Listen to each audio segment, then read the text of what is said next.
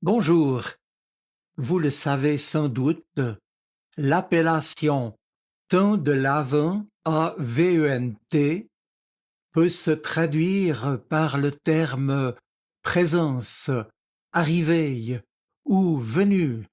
En effet, le mot latin adventum, qui a donné avant en français, dans le langage du monde antique, donc celui des premiers chrétiens, était un terme technique pour indiquer l'arrivée d'un fonctionnaire, la visite d'un roi ou de l'empereur, et ce dans une province.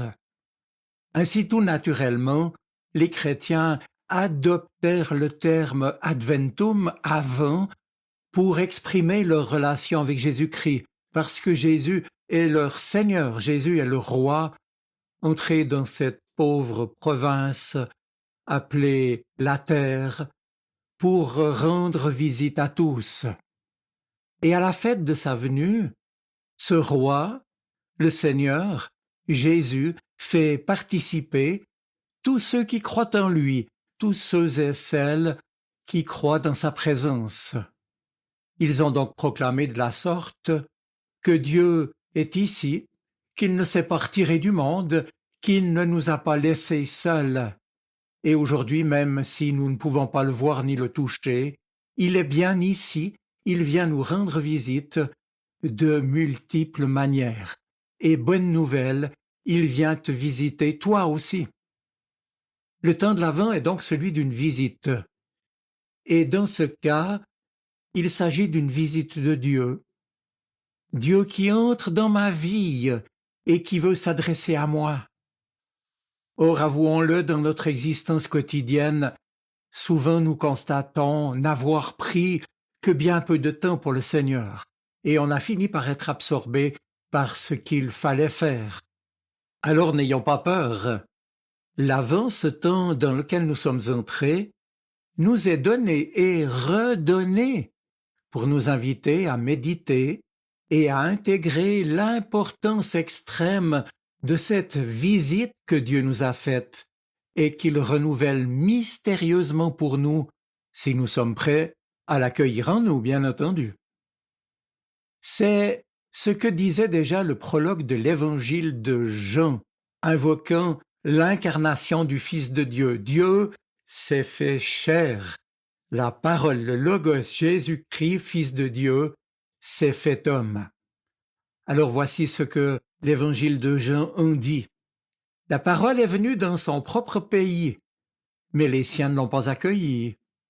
Cependant, à tous ceux qui l'ont reçue et qui croient en elle, elle a permis de devenir enfants de Dieu. Ils ne sont pas devenus enfants de Dieu par une naissance naturelle, par une volonté humaine. C'est Dieu qui leur a donné une nouvelle vie. La parole, donc le Fils de Dieu, Jésus-Christ, la parole est devenu un homme et il a habité parmi nous et nous avons vu sa gloire. Fin de citation. Mes amis, l'Avent nous invite et nous encourage à contempler le Seigneur présent. Cela rappelait la certitude de sa présence ne devrait-elle pas nous aider à voir le monde avec des yeux différents? Ne devrait-elle pas nous aider à considérer toute notre existence comme une visite, comme une façon dont lui, le Seigneur, peut venir à nous et devenir proche de nous en toute situation? Nous le savons, tout va très vite aujourd'hui, et plusieurs, hélas, se consument en consommant, courent après leur souffle, passent leur vie en s'épuisant. Ainsi on clique, on zappe, on tweet, sans ralentir ou s'arrêter, sans approfondir ce que l'on fait, ni trouver un sens aux événements et aux gestes qu'on pose. Et en décembre encore plus, c'est le règne de l'immédiateté où l'instant est roi. Alors, en décembre, la nostalgie du passé que certains contemporains ressentent fait oublier leur précarité et l'absurdité des achats inutiles. Eux aussi ressentent le besoin d'amour et d'attention, et cela monte d'un cran encore, alors ils pensent aux repas, aux cadeaux et aux autres décorations. Le centre commercial devient comme un nouveau temple, le Père Noël prend la place de l'enfant Jésus, et les vœux de joyeuses fêtes en viennent à remplacer celle d'un joyeux Noël, et la quête de sens se déplace aussi. Mais n'ayez pas peur. En dépit de tout cela, l'Avent nous est offert à nous chrétiens comme des semaines, pourrais-je dire, d'air frais avant Noël, pour éviter de sombrer dans le flot du superficiel. En méditant l'Écriture, je pense ici à 4 grandes figures de la Bible qui pour moi disent l'Avent. Ce sont Ésaïe, Marie, Joseph et Jean-Baptiste. Et en relisant les textes bibliques, ce que je vous invite à faire, vous constaterez que tous les 4 ont répondu oui à l'appel du Seigneur, et ceci en vue d'une mission particulière.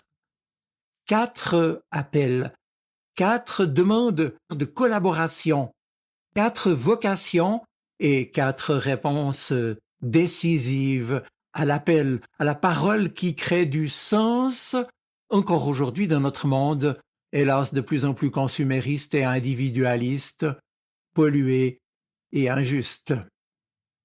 Ainsi, l'Avent, ce temps d'attente du Sauveur, questionne la soif qui nous tourmente, le désir qui nous habite. La réponse se trouve au fond de notre cœur, au fond de ton cœur. Et c'est là, dans l'indigence, dans la pauvreté de notre propre crèche intérieure, pourrais-je dire, que le Dieu fait homme se révèle pour nous partager son désir d'aimer, sa soif de nous rencontrer dans cet événement, l'incarnation, Noël, que l'on ne peut pas contrôler, mais accueillir seulement. Les chrétiens ne sont donc pas, comme Proust l'écrivain, à la recherche du temps perdu, mais du Dieu venu dans le temps.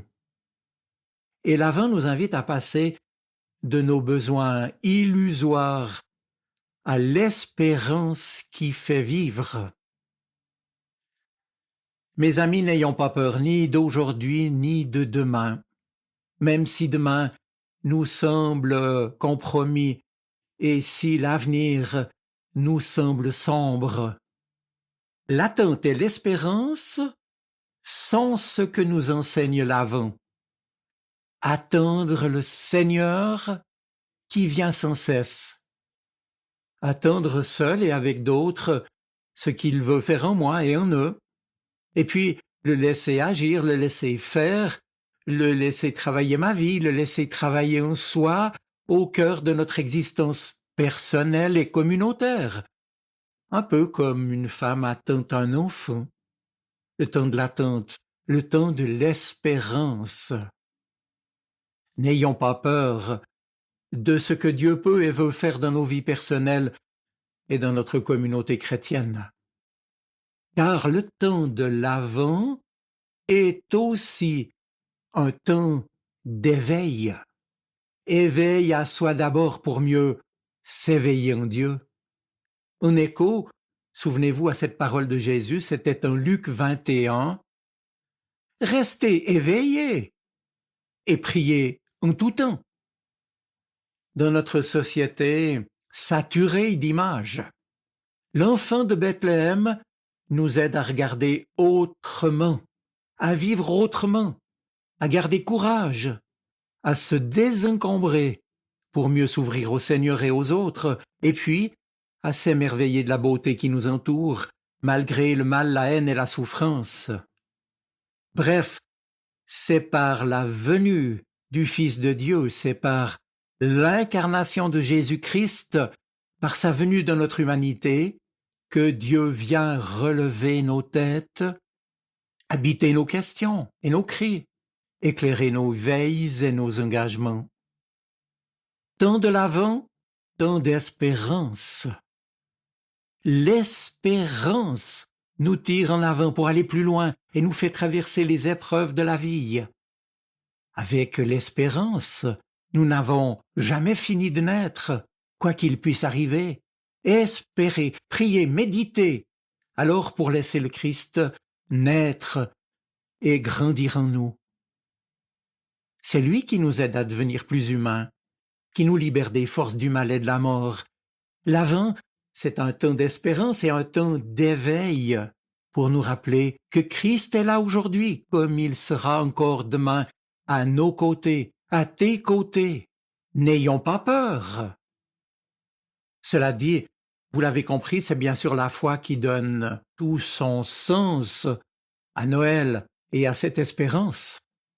La foi, la confiance, qui est la porte d'entrée du mystère de l'incarnation, du mystère de l'amour de Dieu pour nous, qui nous donne de reconnaître l'enfant de la crèche, précisément comme le Fils de Dieu, proche de nous aujourd'hui. Pour nous chrétiens, Noël, c'est la venue d'Emmanuel, Dieu avec nous, présent au creux de notre humanité, de ses souffrances et de ses misères. Parce que c'est là, dans la pauvreté, dans l'indigence, je l'ai dit, de notre crèche intérieure, que le Dieu fait homme vient se révéler en Jésus. Il nous partage son désir d'aimer, sa soif de nous rencontrer, sa présence cachée dans notre monde, pour que nous naissions de nouveau en lui, parce que lui peut naître en nous. En fait, à chaque Noël et à chaque fois que nous accueillons en nous le Christ, nous pouvons naître un peu plus à cette naissance. Certes, il y a des tas de forces qui nous dépassent, comme la guerre, l'injustice, la maladie et la mort.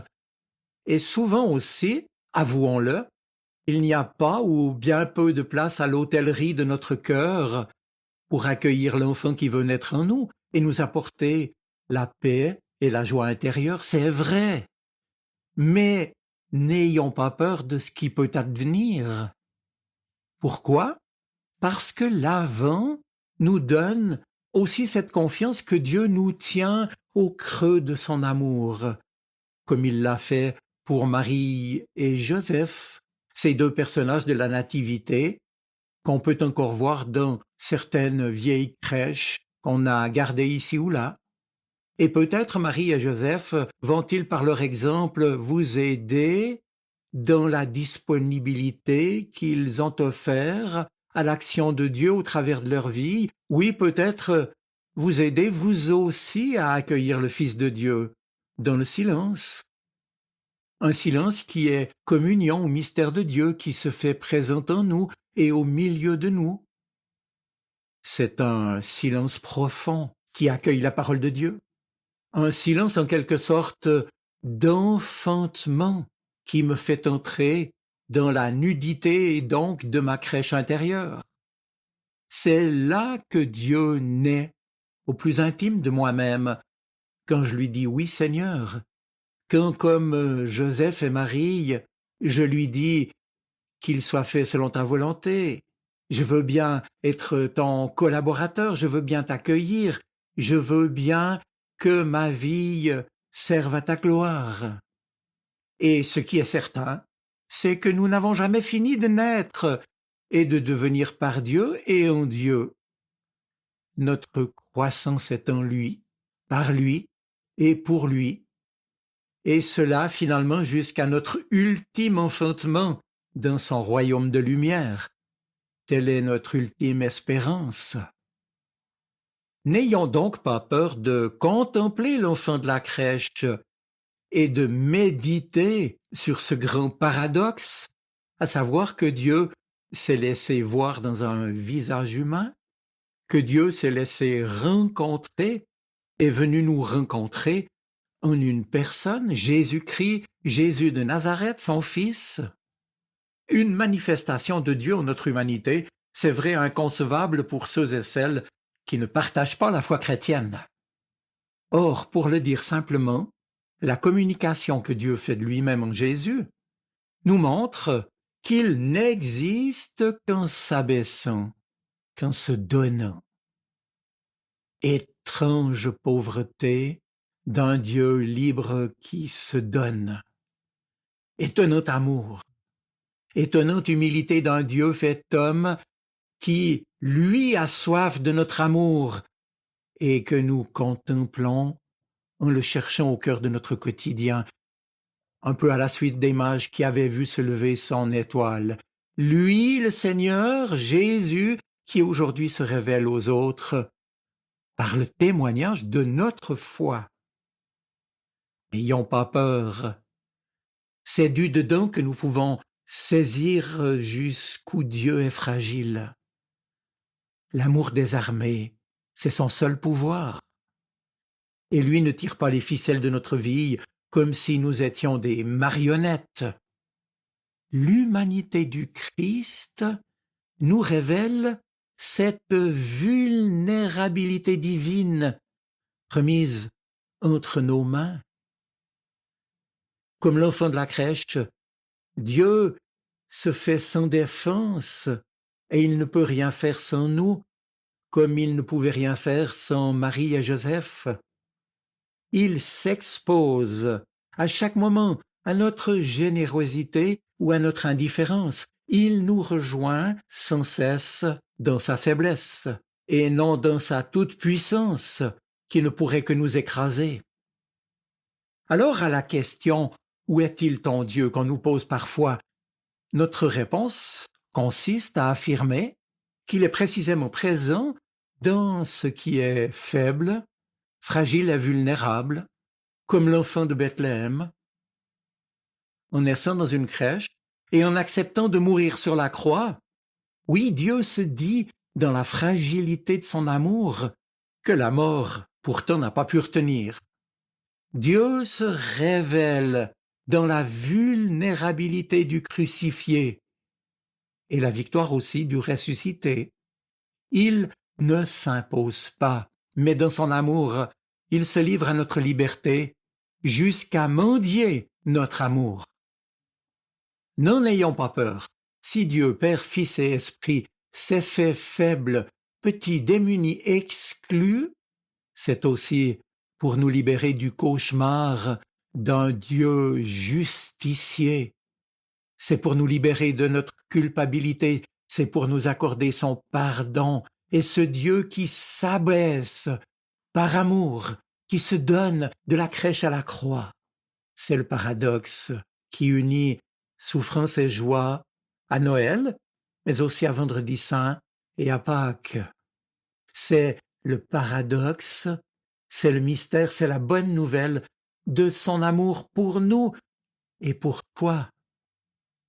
N'ayez pas peur, dira aussi l'ange au berger de la nuit de Noël.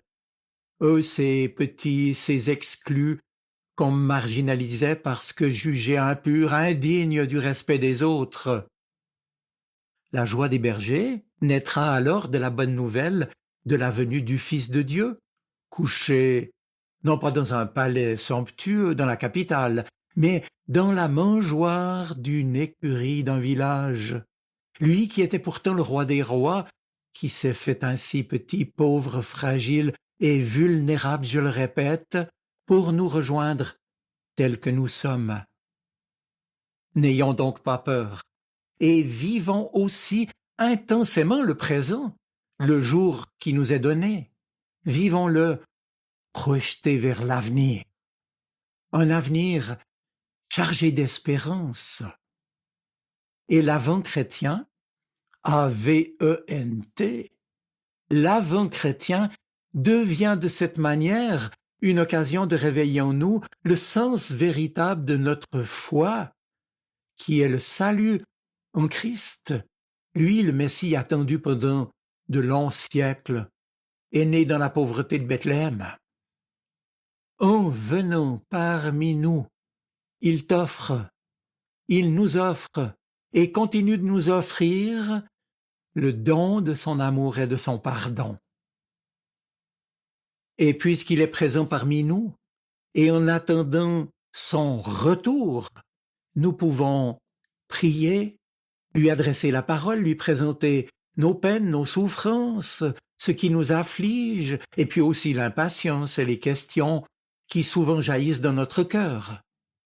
Soyons certains, mes amis, qu'il nous écoute toujours, raison pour laquelle nous pouvons précisément continuer d'espérer, même lorsque le présent devient difficile. Alors en y pensant, j'aimerais vous faire écouter cette petite parabole racontée par Jésus. C'est en Marc 13. C'est Jésus qui s'adresse à ses disciples. Faites attention, restez éveillés, car vous ne savez pas quand le moment viendra. Le moment de son retour, le moment de la fin des choses. Ce sera, dit Jésus, comme lorsqu'une personne part en voyage. Elle quitte sa maison et on laisse le soin à ses serviteurs. Elle confie ainsi à chacun son travail et elle ordonne au gardien de la porte de veiller. Veillez, veillez, car vous ne savez pas quand le maître de la maison viendra. Le soir ou à minuit ou le matin, on ne sait pas. S'il revient à l'improviste, il ne faut pas qu'il vous trouve endormi. Ce que je vous dis là, je le dis à tous, veillez. Mes amis, n'ayez pas peur. Cette parole a été dite par Jésus, non pour effrayer ses disciples, non pas pour nous faire peur, mais pour nous rassurer. Le Seigneur, s'il est comme un homme parti en voyage, il reviendra, il nous l'a promis. Alors entre-temps, que devons-nous faire, nous qui sommes ses serviteurs? Eh bien, veillez, nous dit Jésus, et accomplir votre travail. Veillez en cette nuit du monde, menacée, inquiétant pour tous. Veillez pour ne pas devenir la proie de ce sommeil qui nous fait oublier qui nous sommes, nous chrétiens, où nous allons et qui nous attendons. Oui, veillez pour garder la lucidité dans nos relations avec les choses et avec les personnes, et pour donner aussi aux réalités d'ici-bas leur juste valeur.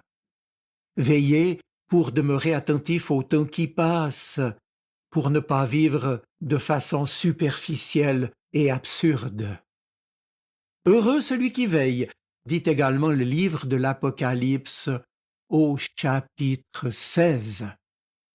Oui, parce que le chrétien vit dans ce monde avec la liberté de celui qui sait que sa cité se trouve dans les cieux, comme le dit Paul en Philippiens 3, parce qu'il vit dans l'aujourd'hui en étant tendu vers l'éternité, parce qu'il reçoit de l'attente du Seigneur qui vient la capacité d'apprécier avec justesse les autres, lui-même et les réalités qui l'entourent. L'Avent voudrait nous remettre cette vérité sous les yeux et nous la rappeler. Le Seigneur vient bientôt, et il viendra en 100 jours. Et s'il tarde, c'est qu'il est patient envers les hommes de ce monde, nous dit l'Écriture. Alors, n'ayez pas peur. Et puis, veillez, tenez-vous prêts. Ce sont les deux grandes interpellations de ce temps de l'Avent. N'ayez pas peur. Et puis, tenez-vous debout, veillez. Tenez-vous debout, sinon physiquement, au moins spirituellement. Oui, ce sont les deux invitations que l'Évangile adresse aujourd'hui à chacun de nous pour vivre le temps de l'Avent d'une joie intériorisée qu'aucune peine, qu'aucune souffrance ne peut effacer. La joie, ce sera mon dernier mot, la joie du fait que Dieu s'est fait enfant et que c'est ainsi que tout a commencé. Une joie qui nous encourage à aller de l'avant, cette fois A-V-A-N-T, avec un A, et surtout avec confiance. Mes amis, soyez bénis. Amen.